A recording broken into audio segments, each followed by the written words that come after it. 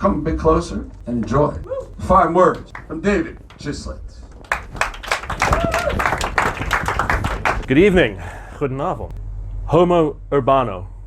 Who dares wins, they say, and fortune favors the brave, and nothing ventured, nothing gained, and yet I abhor the macho intensity of this way of seeing the world.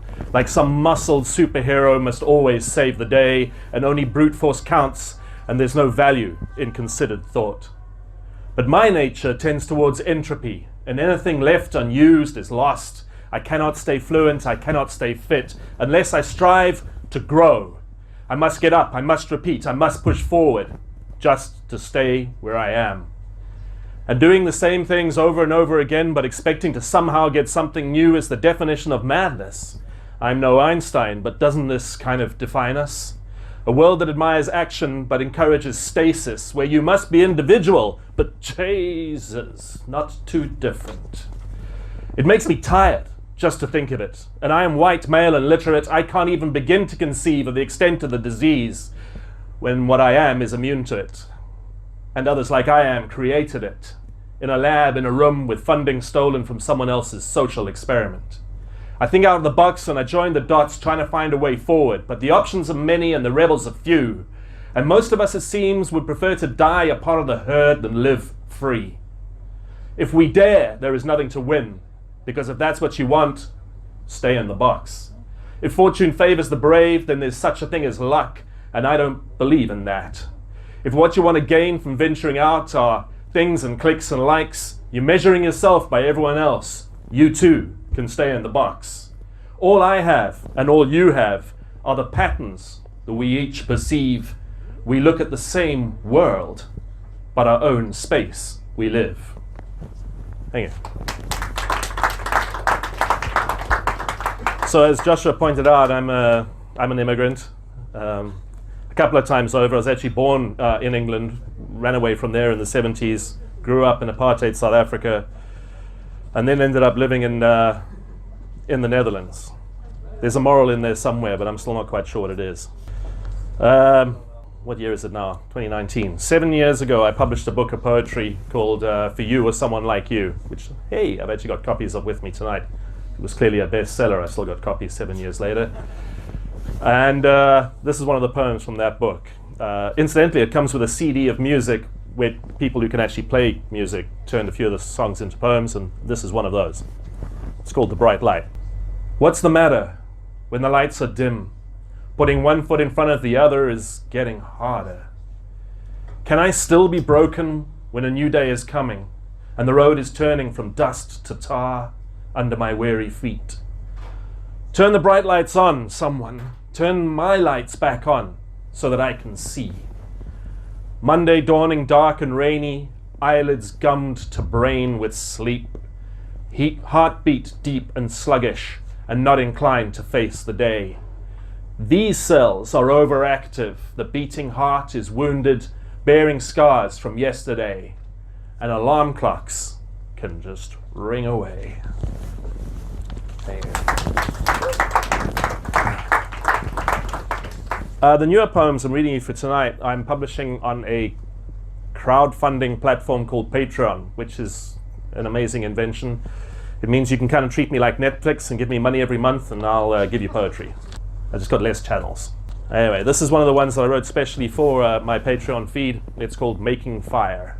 Of all the thousands of tiny constructions, molecule pasted upon molecule, how many escape the awful gravity that makes them possible to become real? Thoughts spiral from deep within, never becoming sentences, crushed, incomplete, before they become poems. If all of life is just a story, then just as many lives never escape the forge, failing to become Icarus before immolating. Enough are produced to sacrifice the many to ensure the fiery lives of the few. There is no such thing as fire, a chemical reaction, not an object. Yet it forges, melts, and eliminates so much in its orbit. Evolution planked these cells together, not unintelligent design. Yet it seems the gravity well, birthplace and tomb of the Creator's heart holds us still. The test lies ahead. This is not the real world. We remain in the womb, making our own inventions as we die and fail. The magnitude or triviality of our momentary existence is too much to comprehend. But hammer planks together we must, for what it is what we are, and what we are is what we must do. Hey. After Joshua did that introduction, I realized that this poem that I wanted to read for you is actually a quote from a South African. A lot of people didn't know is a South African. Tolkien, the guy who wrote The Lord of the Rings, grew up in the Free State. And he's got a great little quote which says, "Not all who wander are lost." No, it's not about hobbits, don't worry. Being lost implies knowing, doesn't it? You know you're not where you wanted to be, as if having no sense of being lost confers certainty or focus. Acceptance is the opposite of lost. No matter where you are, it is what it is. No stress nor anxiety, a simple, clear-eyed observation of all that passes by. Ignorance is the opposite of lost, because you notice nothing. Everywhere you are is okay by you. Questioning such things never occurs at all. Not all who are lost are wanderers. Some left staring at screens, bottle bottoms, needles, or bank balances, echoing screams that never bubble from their lungs, as if not cutting loose can save them from the lostness. Lost implies somewhere to be, a predetermined destination. Where exactly is it we wanderers are headed? Is it the same destination? Are we on the same road?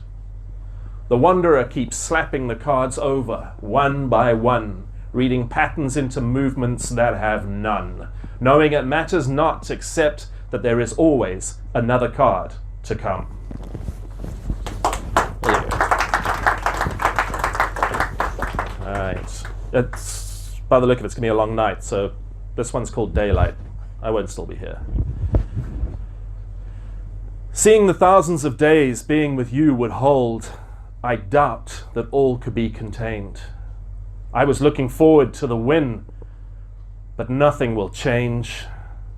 Optimism wanes in daylight. Embarrassed, I slink from the plane. I bit off more than I could chew. My love was never going to be enough. Thank you very much.